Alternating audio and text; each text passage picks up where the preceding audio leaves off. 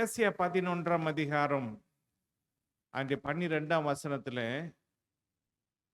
ஜாதிகளுக்கு ஒரு கொடியை ஏற்றி இஸ்ரவேலில் துரத்துண்டவர்களை சேர்த்து யூதாவில் சிதறடிக்கப்பட்டவர்களை பூமி 4 திசைகளிலும் இருந்து கூட்டுவார். நம்முடைய தேவன் ஒரு வாக்குத்தத்தத்தை பண்ணுகிறார். ஜாதிகளுக்கு ஒரு கொடியை ஏற்றுகிறார். அல்லேலூயா. ஜாதிகளுக்கு ஒரு கொடியை ஏற்றி இஸ்ரவேலில் துரத்துண்டவர்களை சேர்த்து கொள்ற தேவன் யூதாவில் சிதறடிக்கப்பட்டவர்களையும் பூமி 4 திசைகளிலும் இருந்தும் கூட்டுவார் என்று வாக்குத்தத்தம் பண்ணுகிறார். இன்னைக்கு தேவனுடைய பிள்ளைகள் எந்த பகுதியில் இருந்தாலும் அவர்கள் எல்லாரும் தேவன் கூட்டுகிற தேவனா இருக்கிறார். அல்லேலூயா. அவர்களுக்காக கொடியை ஏற்றி அவர்களை ஒன்று சேர்த்து அவர்களை 4 திசையிலிருந்தும் கூட்டுவார். அப்படி கூட்டினால் என்ன நடக்கும்? தேவன் ஜனங்களுக்கு கொடியேற்றி தேவன் ஜனங்களை சேர்த்து தேவன் ஜனங்களை கூட்டினால் 13ஆம் வசனத்துல எப்பிராயிமின் பொறாமை நீங்கும். நம்முடைய பொறாமை எல்லாம் நீங்கி போய்விடும். யூதாவின் சத்துருக்கள் சங்கரிக்கப்படுவார்கள். நம்முடைய சத்துருக்கள் எல்லாம் சங்கரிக்கப்படுவார்கள்.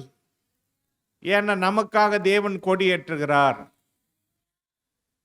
ஆவியானவர் சாத்தானுக்கு விரோதமாக கொடியேற்றுவார். வெள்ளம் போல சாத்தான் வந்தாலும் ஆவியானவர் அவனுக்கு விரோதமாக கொடியேற்றுவார். அதனால நம்முடைய வாழ்க்கையில கொடியேற்றுகிற தேவன், நம்மளை சேர்க்கிற தேவன், நம்மளை கூட்டுகிற தேவன், இப்படியெல்லாம் அவர் நம்மளை செய்யும் பொழுது எப்பிராயிம் பொறாமை நீங்கும். எப்பிராயிமுடைய பொறாமை நீங்குவது மட்டுமல்ல, யூதாவின் சத்துருக்கள் சங்கரிக்கப்படுவார்கள். எப்பிராயிம் யூதாவின் மேல் பொறாமையாயிரான். பொறாமை என்பது ஒவ்வொரு மனுஷனுக்கும் உள்ள ஒரு காரியம். அந்த பொறாமை நம்மளை விட்டு நீங்க வேண்டும். ஏன்னா தேவன் தான் நம்மளை கூட்டி சேர்த்திருக்கிறார். 4 திசையில இருந்த நம்மளை கூட்டி சேர்த்திருக்கிறார். கொடியேற்றி நம்மளை சேர்த்து நம்மளை கூட்டி சேர்த்திருக்கிறார். ஆகவே நம்முடைய வாழ்க்கையிலே பொறாமை இருந்தால் அது நீங்க வேண்டும். மற்றவர்களுக்கு விரோதமா இருக்கிற பொறாமை மட்டுமல்ல, எப்பிராயிம் யூதாவின் மேல பொறாமையாயிரான். சகோதரன் யூதா சகோதரன் மேல பொறாமைப்படக்கூடாது. சகோதரன் நன்றா இருந்தா சந்தோஷப்பட வேண்டும். அதே நேரத்தில் யூதா எப்பிராயிமை துன்பப்படுத்தான். இதெல்லாம் எப்பொழுது நடக்கும்? தேவன் நம்மளை கூட்டி சேர்க்கும் பொழுது நடக்கும். அவர்கள் இருவரும் ஏகமாய் கூடி மேற்கே இருக்கிற பெலிஸ்தருடைய எல்லைகளின் மேல் பாய்ந்து கீழ் திசையாரை கொள்ளையிட்டு ஏதோமின் மேலும் மோவாபின் மேலும் கை போடுவார்கள். அம்மோன் புத்திரர் அவர்களுக்கு கீழ்ப்படிவார்கள்.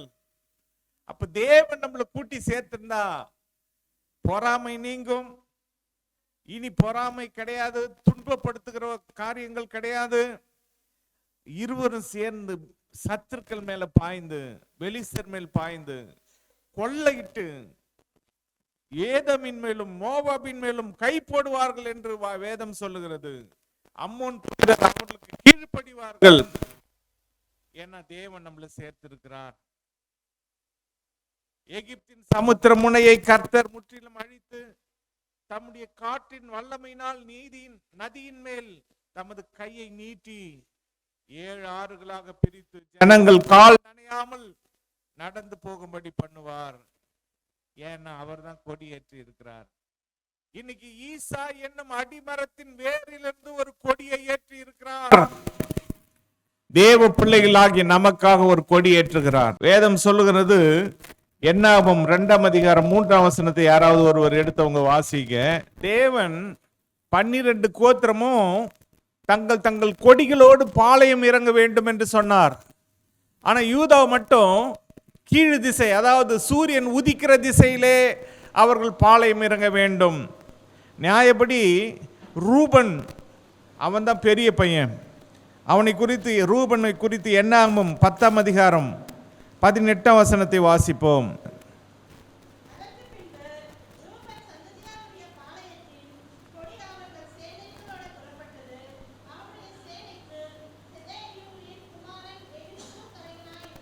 யூதா முதல் போகணும்.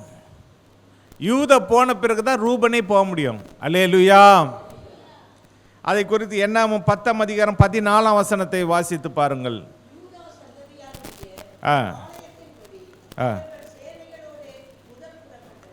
முதல் புறப்பட்டது. அதுக்கு பிறகுதான் ரூபனா இருந்தாலும், அதுக்கு பிறகுதான் தானா இருந்தாலும், யாரா இருந்தாலும். அப்ப யூதா ஏன் சிறந்தது? இயேசு கிறிஸ்து அந்த கோத்திரத்தில் பிறந்தார். அல்லேலூயா. ஏற்கனவே அந்த கோத்திரத்தை தெரிந்தெடுத்து வச்சிருந்தார். இந்த கோத்திரத்தை தான் நாம் தெரிந்தெடுக்க வேண்டும், இந்த கோத்திரத்தில் தான் நாம் பிறக்க வேண்டும் அப்படின்னு அந்த கோத்திரத்துக்குன்னு ஒரு தனி எந்த ஒரு காரியத்தையும் ஆண்டவர் கொடுக்கல. முதல்ல காத்திருக்க வச்சார். ஆனால் லேவி கோத்திரத்துக்கு ஆசாரிய பட்டத்தை கொடுத்தார். லேவியர் தலைமுறை தலைமுறையாக ஆரோன் ஊழியம் செய்த காலத்திலிருந்து ஆசாரியர்களாக வாழ்ந்தார்கள். அதுக்கு பிறகும் யூதாவின் கோத்திரத்திலிருந்து என்னதான் நடக்கும் அப்படின்னு பார்த்தா பெஞ்சமின் கோத்திரத்தை தேவன் தெரிந்தெடுத்தார். பெஞ்சமின் கோத்திரத்தார் சவுலை தேவன் தெரிந்தெடுத்ததுனால சவுல் ராஜ்யபாரம் பண்ணினான். அங்கேயும் யூதா புறக்கணிக்கப்பட்டது. பிறகு அந்த பெஞ்சமின் கோத்திரத்து சவுல் அவன் சரிவர அவன் வேலையை செய்யாதனால, ஊழியத்தை செய்யாதனால, ராஜ்யபாரத்தை அவன் செய்யாததுனால அவனை குறித்து ஆண்டவர் நான் சவுலை புறக்கணித்து தள்ளினேன். அதுக்கப்புறம் தான் யூதா கோத்திரத்தை ஆண்டவர் தெரிஞ்செடுத்தார். யூதா கோத்திரத்திலிருந்து ஒரு சின்ன பையன் தாவீதை தேவன் தெரிந்தெடுத்தார். அந்த தாவீதுடைய கொடியை ஆண்டவர் ஏற்றினார். தாவீதுடைய பேரை உயர்த்தினார். கோலியாத்தை கொன்றான். அதன் மூலம் அவன் கொடி ஏற்றப்பட்டது. சவுல் கொன்றது 1000, தாவீது கொன்றது 10,000 10,000. இப்படியாக தாவீதுடைய கொடி உயர்ந்தது, அவனுடைய கொடி ஏற்றப்பட்டது. தேவன் படிப்படியாக சவுலை ராஜாவாக இராதபடிக்கு தள்ளி தாவீதை தேவன் ராஜாவாக மாற்றினார். அதுபோலதான் இன்னைக்கு தேவனை தேடி வந்திருக்கிற ஒவ்வொருவரையும் தேவன் உங்களை கொடியேற்ற வல்லமுள்ளவராக இருக்கிறார். உங்களையே கொடியேற்றுவார். அல்லேலூயா. உங்களுக்காக கொடியேற்றுவார். நீங்க உயர்வீங்க, நாளுக்கு நாள் உயர்வீங்க, நாளுக்கு நாள் நீங்கள் உயர்ந்து கொண்டே இருப்பீங்க. 20ஆம் சங்கீதம் 5ஆம் வசனத்தை நாம் வாசித்து பார்த்தால், 20ஆம் சங்கீதம் 5ஆம் வசனம்,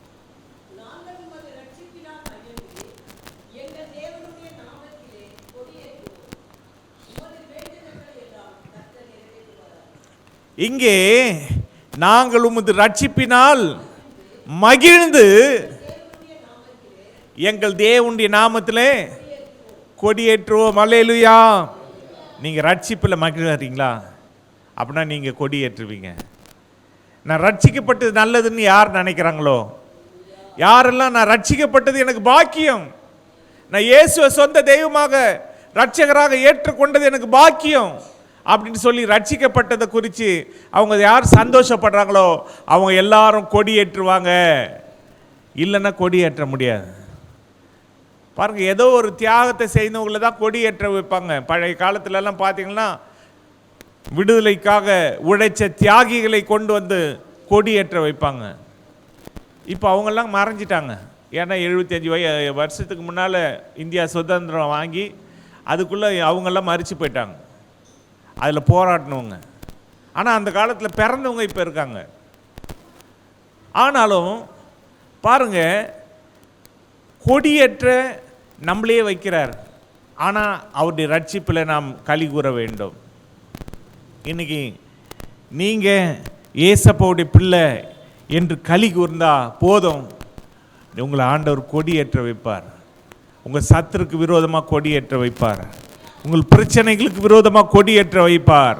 உங்கள் வியாதிக்கு விரோதமாக கொடியேற்ற வைப்பார். உங்கள் கடனுக்கு விரோதமாக கொடியேற்ற வைப்பார். உங்களை அப்படின்னா ஜெயிக்க வைப்பார். நீங்க கொடியேற்றுவீங்க.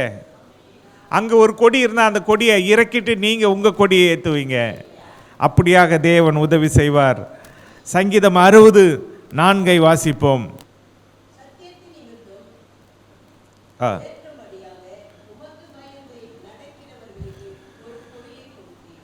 சத்தியத்தின் நிமித்தம் ஏற்றும்படியாக உமக்கு பயந்து நடக்கிறவர்களுக்கு ஒரு கொடியை கொடுத்துறார். அந்த கொடி நம்முடைய ரட்சிப்பின் கொடி. நீங்க சத்தியத்துக்கு பிரியமா நடக்கிறீங்களா? அப்படியானால் உங்களுக்கு ஒவ்வொருவருக்கும் ஒரு கொடியை ஆண்டவர் இந்த காலை வேளையில கொடுக்கிறார். உங்களுக்குன்னு ஒரு கொடி. அந்த கொடி பறக்கும். அந்த கொடி உங்கள் மேல் பறக்கும். வேதம் உன்னத பாட்டில் சொல்லுது அந்த கொடியை குறித்து. உன்னத பாட்டு 2ஆம் அதிகாரம் அப்படிய 4ஆம் வசனத்தை வாசிங்க.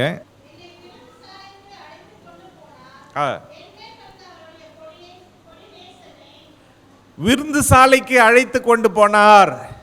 அதுக்கு என்ன காரணம் தெரியுமா? என்மேல் படர்ந்த அவருடைய கொடி நேசமே. அப்படின்னா என்ன அர்த்தம்? நான் புரிஞ்சுக்கினது என்னன்னா, இப்போ உதாரணத்துக்கு யாரோ ஒருத்தர் ரோட்டில் ஒரு கொடியை தலையில் கட்டி வச்சுருக்குன்னு போகிறாருன்னு வைங்க. திடீர்னு அந்த ரோட்டில் பாரத நம்முடைய நாட்டு பிரதமர் போகிறாருன்னு வைங்க. ஓ, நம்ம கொடியை கட்டின்னு இருக்கிறான்டா, வாடா என் கூட வந்து சாப்பிட்றா அப்படின்னு கூட்டின்னு போன மாதிரி இருக்கும். அதுபோல் அந்த கொடி நேசம். இயேசு கிறிஸ்து நமக்கு கொடுத்திருக்கிற கொடி, அந்த கொடி அது நேச கொடி. அந்த கொடியை பிதாவாகிய தேவன் பார்க்கும் பொழுது இது என்னுடைய குமாரனாகிய இயேசுவினுடைய கொடி, இது அவர் கொடுத்த கொடி. அதனால இந்த கொடியை நான் கீழே இறக்க மாட்டேன், இதை நான் உயர்த்த போறேன்னு உயர்த்துவார். எகிப்தின் நதிகளை வற்றி போக பண்ணி அதை 7 ஆறுகளாக பிரித்து ஜனங்களுடைய கால் நனையாமல் நடக்கும்படிக்கு செய்கிற தேவன். எகிப்தின் சமுத்திரத்தை வற்றி போக பண்ணுகிற தேவன். எதுக்காக? அவருடைய கொடி நேசம். உன்னத பாட்டு 2ஆம் அதிகாரம் 6ஆம் வசனத்தை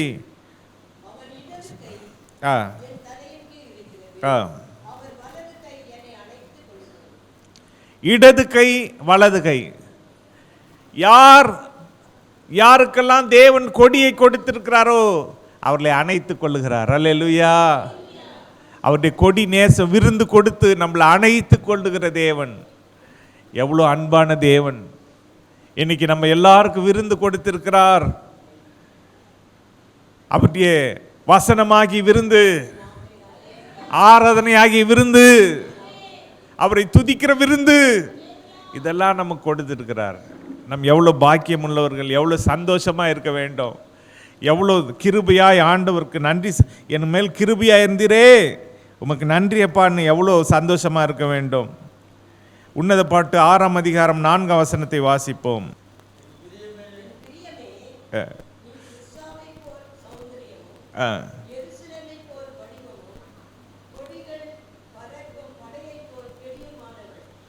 ஆண்டவர் மணவாட்டியை பார்த்து சொல்லுகிறார், என் பிரியமே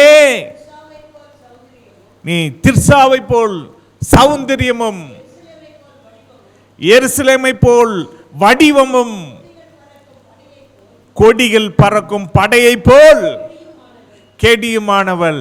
சபையை பார்த்து ஆண்டவர் சொல்லுகிற வார்த்தை, மணவாட்டியை பார்த்து ஆண்டவர் சொல்ற வார்த்தை, நீ கெடியானவ, அதாவது கெட்டியா இருக்கிறவ. கெடி, கொடி பறக்கிற அந்த ஒரு படை, நாம் தான் அந்த படை. இயேசுவின் கொடியை வைத்து இந்த உலகத்தையே ஜெயிக்கிற படை. எந்த சோதனை வந்தாலும் அதை ஜெயிக்கிற படைகள். ஏன்னா இயேசுவின் கொடி கல்வாரி கொடி, அது சிலுவை கொடி. இந்த கொடியை பிடித்து கொண்டு போனால் நிச்சயம் நமக்கு வெற்றி உண்டு. பாதாளத்தை நாம் மேற்கொள்ளலாம், பரலோகம் போய் சேரலாம். இந்த கொடியை பிடித்து கொண்டு தான் நாம் போய் கொண்டிருக்கிறோம்.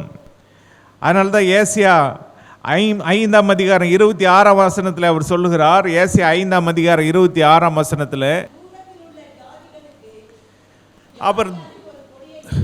அவர் தூரத்தில் உள்ள ஜாதியாருக்கு ஒரு கொடியை ஏற்றி அவர்களை பூமியின் கடையாந்திரங்களிலிருந்து பயல் காட்டி அழைப்பார். அப்பொழுது அவர்கள் தீவிரமும் வேகமாய் வருவார்கள். பயில் காட்டி அழைக்கிறார். ஒரு மிருக ஜீவனை எப்படி கூப்பிடுறோம், கூப்பிட்ட உடனே அது வருது, நம்ம கொடுக்குற ஆகாரத்தை சாப்பிடுது. அதுபோல் தேவன் நம்மளை பயல் காட்டி எல்லா இடத்துலேருந்து 4 திசையிலேருந்து நம்மளை அழைக்கிறார். ஒரு கொடி ஏற்றிட்டு அழைக்கிறார். இன்னைக்கு கல்வாரி சிலுவை கொடியை ஏற்றிட்டு நம்மளெல்லாம் அழைச்சார். நம்ம வந்துட்டோம். இயேசு கிறிஸ்துவின் ரத்தத்தினால கழுவப்பட்டோம். நமக்கு ரட்சிப்பை கொடுத்திருக்கிறார். நமக்கு ஒரு கொடியை ஏற்றி இருக்கிறார். இன்னைக்கும் அந்த கொடி நம்மேல் படர்ந்த அவருடைய நேச கொடி.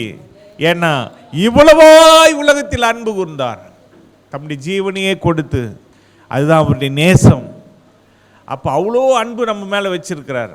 பிதாவாகிய தேவன் இயேசு கிறிஸ்துவை இந்த உலகத்துக்கு அனுப்பும் பொழுது, இதோ வருகிறேன், அவர் என்ன சொன்னாராம்? இதோ வருகிறேன், புஸ்தக சுருளிலே என்னை குறித்து எழுதி இருக்கிறதே அப்படின்னு சொல்லி உடனே வரார். நான் வரேன், நான் வந்து ஜனங்களுக்காக மரிக்கிறேன். அதுக்கு என்ன அர்த்தம்? நம்மேல் அவர் வச்ச அன்பு. யாக்கோபு ராகேல் மேலே வச்ச அன்புனால 7 வருஷம் வேலை செய்தான். அந்த 7 வருஷம் சீக்கிரமாக கடந்து போயிடுச்சான் அந்த அன்புனால.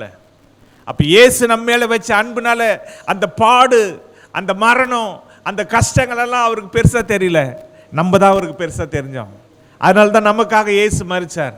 அதனால தான் கல்வாரி கொடியை இன்னைக்கு நமக்கு கொடுத்திருக்கிறார். அவருடைய நேச கொடியை நமக்கு கொடுத்திருக்கிறார். இயேசு கிறிஸ்துவை யார் ஒருவர் சொந்த தெய்வமாக ரட்சகராக ஏற்றுக்கொள்றாங்களோ அவங்க எல்லாருக்கும் கொடி கொடுக்கிறார். அந்த கொடியை வச்சுட்டு நம்ம போகலாம், பரலோகத்துக்கே போகலாம். இந்த உலகத்தில் எந்த மூளைக்கும் போகலாம். இந்த உலகத்தில் மட்டுமல்ல, பரலோகத்துக்கே போகலாம். அந்த கொடியை வச்சிருக்கிறவங்கள பரலோகத்தில் ஏற்றுக்கொள்வாங்க. ஏன்னா இது கல்வாரி கொடி, இயேசு கிறிஸ்துவுடைய கொடி. அதனால தூரத்தில் இருக்கிற நம்மளை தேவன் அழைத்து கொண்டு வந்தார். ஏசாயா 11ஆம் அதிகாரம் 12ஆம் வசனத்தை வாசிப்போம். ஏசாயா 11:12.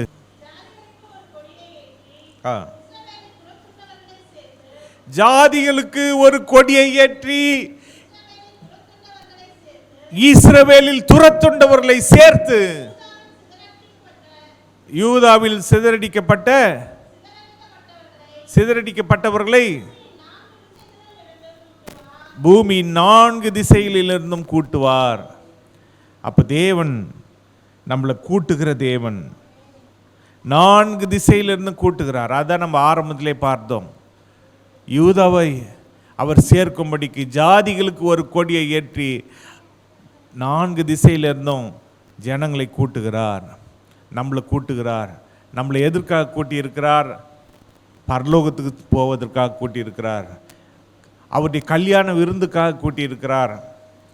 நம்மளை அவருடைய பிள்ளையாய் இருப்பதற்காக கூட்டியிருக்கிறார். நம்மளை அவரை ஆராதனை செய்ய, அவரை துதிக்க, அவரை பணிந்து கொள்ள, அவரை ஸ்தோத்தரிக்க, இதற்காக நம்மளை கூட்டியிருக்கிறார். அவருடைய சித்தத்தை செய்வதற்காக கூட்டியிருக்கிறார். நமக்காக அவர் கொடி ஏற்றிட்டார். இந்த கொடி வெற்றி கொடி, இது தோல்வியே கிடையாது. அதனால் இந்த கொடியை அவர் ஏற்றி 4 பக்கத்தில் துரத்துண்ட நம்மளை துரத்தி இருந்த இடத்துலலாம் இருந்து நம்மளை கூட்டி சேர்த்திருக்கிறார். அதனால் நீங்கள் கவலையே படாதீங்க, இயேசு உங்களோடு இருக்கிறார். அல்லேலூயா. உங்களை கைவிட மாட்டார். உங்களை கண்டிப்பாக உங்களை ஜெயிக்க வைப்பார். நீங்கள் உங்களுடைய கொடியை, அதனால தான் வெற்றி கொடி பிடித்திடுவோம், வீர நடை நடந்திடுவோம். உங்கள் கொடியை ஆண்டவர் கைவிட மாட்டார். உங்கள் கொடியை நிற்க வைப்பார்.